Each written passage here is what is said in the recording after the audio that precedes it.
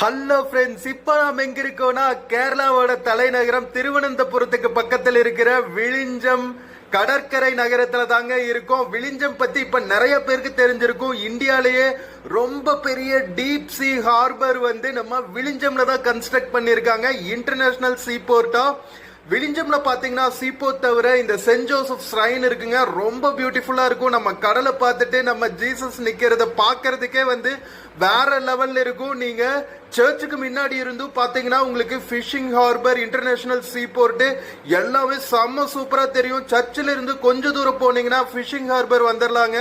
நம்ம மீன்பிடி துறைமுகத்துல நம்ம திருவனந்தபுரத்தை சுத்தி இருக்கிற மக்கள் எல்லாருமே நிறைய ஃப்ரெஷ்ஷா ஃபிஷஸ் எல்லாம் வாங்கிட்டு போறாங்க. அங்க இருந்து பார்த்தாலும் உங்களுக்கு நிறைய சர்ச்சஸ், மாஸ்க்ஸ் எல்லாமே தெரியும். விழிஞ்சம்க்கு பக்கத்துல இன்னொரு பியூட்டிஃபுல்லான பிளேஸ் என்னன்னா இது ராக் கட் கேவ் டெம்பிள் தாங்க. நம்ம பழைய சேர மன்னர்களோட கல்வெட்டுகள் இருக்கிற இடம் அப்படின்னு சொல்றாங்க. ரொம்ப பியூட்டிஃபுல்லா இருந்துச்சு.